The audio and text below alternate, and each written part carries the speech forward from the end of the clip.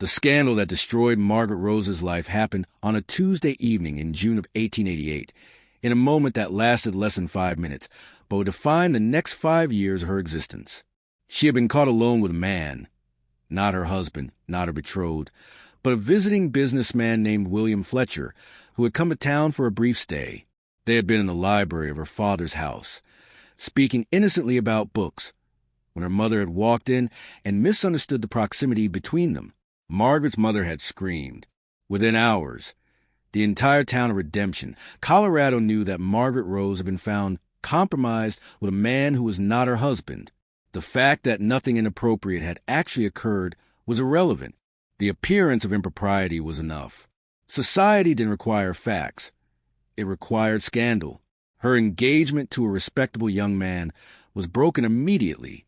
Her father, humiliated by the association with her disgrace, had stopped speaking to her. Her mother had wept publicly about her wanton daughter, and the women of Redemption Society, who had previously accepted Margaret as one of their own, suddenly treated her as a pariah. At 25 years old, Margaret Rose had become the town's greatest shame. She was no longer invited to social events. Respectable families instructed their sons not to speak to her. Shopkeepers treated her with cold efficiency, as if she was barely worth their time. And whispers followed her everywhere, whispers that transformed an innocent moment into an elaborate fantasy of depravity in the retelling.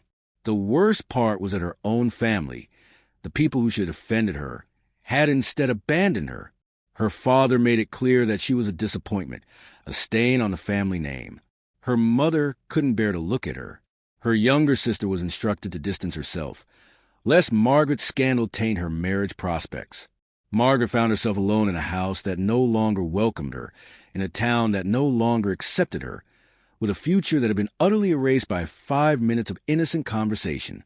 She took work as a seamstress, the only employment available to a woman of her social status but fallen reputation.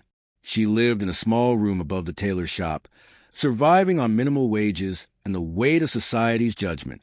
She moved through the town like a ghost, acknowledged by no one, spoken only when necessary, and always aware that people were discussing her behind their hands. Years passed. Margaret stopped hoping for redemption. She stopped believing that people would see past the scandal to the person beneath. She became resigned to being the town's cautionary tale, the woman whose single moment of indiscretion had destroyed everything. That's when Daniel Ashford arrived in Redemption. Daniel was a wealthy rancher from Wyoming, traveling through Colorado on business related to cattle operations and land acquisitions. He was in his early 50s, recently widowed, and uninterested in the social machinations of frontier society. He came to Redemption to conduct business, nothing more. He first encountered Margaret when he brought his suit jacket to be mended at the tailor's shop. The woman who took the garment from him was small and quiet, with eyes that held a kind of resignation that suggested she had stopped expecting the world to be kind. "I need this repair by Friday," Daniel said, unaware that he was speaking to the town's greatest shame. "I'm willing to pay premium wages for quality work." "It will be ready," Margaret replied, her voice barely above a whisper, her eyes not quite meeting his. When Daniel returned to collect his jacket on Friday, he was struck by the quality of the work. The repair was meticulous, invisible in its perfection. The seams were reinforced in ways that suggested an artist at work, not merely a laborer. "This is exceptional work," Daniel said, examining the jacket carefully. "I'd like to know the seamstress's name, so I can recommend her." The tailor, a thin man named Corbett, laughed awkwardly. "That would be Margaret Rose. But I wouldn't recommend her too broadly, if you take my meaning. She's got a reputation." "What sort of reputation?" Daniel asked, though he suspected he wouldn't like the answer. Corbett proceeded to tell him the scandal, the version that had evolved over years of retelling, which bore little resemblance to what had actually occurred. By the time he finished, the innocent library conversation had become a torrid affair. Margaret had been portrayed as reckless and wanton, and her reputation had been thoroughly destroyed in Daniel's hearing. What surprised Daniel was that none of it matched the woman he had briefly encountered, the woman who had taken his jacket with such quiet professionalism, whose hands had been careful and precise, whose eyes had suggested suffering rather than shamelessness. Daniel made a decision that would change both their lives. He began finding reasons to come to the tailor's shop. He brought in other clothing that needed repair. He started conversations with Margaret, treating her with the same respect he would afford any respectable woman. He asked her opinions about books and politics and life in general.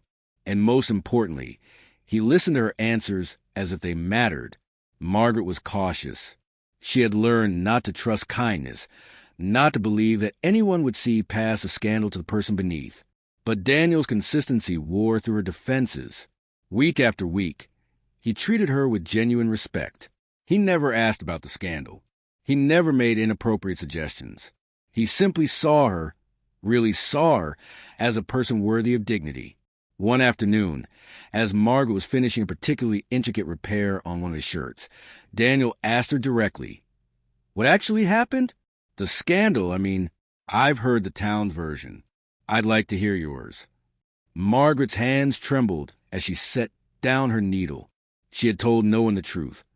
Not because she was ashamed, but because she had learned that the truth didn't matter. Society had already decided her narrative.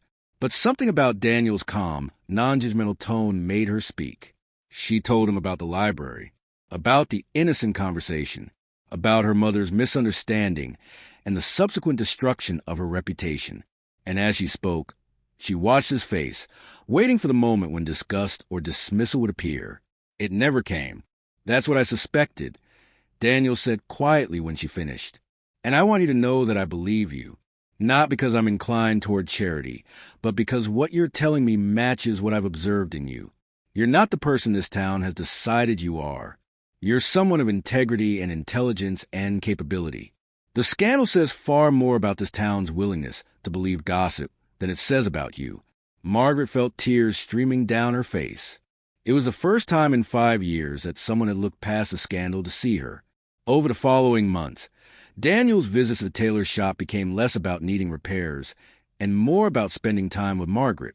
He would sit in the shop and talk with her during her lunch break. He would bring her books he thought she would enjoy. He would treat her with a consistency of respect that slowly began to heal the damage society had inflicted. And Margaret found herself falling in love with him. Not because he had rescued her or because he was wealthy, but because he had believed in her when she had stopped believing in herself. One evening, as the sun was setting and Margaret was finishing the last seam of the day, Daniel made his intentions clear. "Margaret," he said, his voice steady and certain, "I came to Redemption on business, intending to stay for 2 weeks. That was 3 months ago. I've stayed because of you.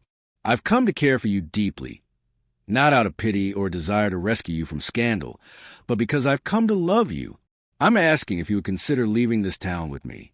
Not as my charity case or my redemption project, but as my wife, as my equal, as the woman I want to build a life with." Margaret looked at him, and for the first time in years, she allowed herself to believe that happiness might be possible. "Yes," she said simply. "Yes, I'll marry you." Their wedding took place in Wyoming, far from redemption and its judgment. And what shocked the people of Redemption most wasn't that Margaret had married a wealthy man. It was that she had married him as an equal, as a partner, as someone whose value had been recognized by a man of standing and integrity. Daniel made sure that Margaret's worth was publicly acknowledged. He introduced her to Wyoming society not as a woman with a scandalous past, but as a woman of intelligence and capability. He ensured she had resources and autonomy. He treated her not as a rescued victim, but as a full partner in their life together. Margaret became known throughout Wyoming for her charity work, particularly work focused on women whose reputations had been destroyed by gossip and misunderstanding. She established a home for women fleeing towns that had deemed them shameful. She worked to change laws that allowed women's reputations to be destroyed by unsubstantiated rumors. Years later, when people would ask Margaret about the moment Daniel had walked into the tailor's shop, about the moment he had decided to see past the scandal to the person beneath, she would speak about the power of belief. "Society had decided who I was," Margaret would say, "and I had started to believe them. I had internalized their judgment so completely that I couldn't see myself anymore. I saw only what they had told me I was: shameful, wanton, disposable." And then Daniel looked at me and saw something completely different. He didn't see the scandal. He saw a person of value. and his belief in my worth was what gave me permission to believe in it myself. She would pause, and a smile would cross her face. He didn't save me, she would continue. He simply refused to accept society's judgment. He refused to treat me as broken. He treated me as worthy, as valuable, as treasurable. And in doing so, he showed me that I had always been those things. The town's shame was never my shame. It was theirs. Their shame at believing lies. Their shame at destroying a person's reputation on gossip. My value was never dependent on their acceptance. It just took someone seeing me clearly for me to remember that. Margaret lived a long, meaningful life in Wyoming. She became a grandmother and then a great-grandmother. Each generation hearing the story of how their family had begun with a woman the town had deemed shameful and a man who had seen past that shame to the treasure beneath. On her grave, simple words were inscribed.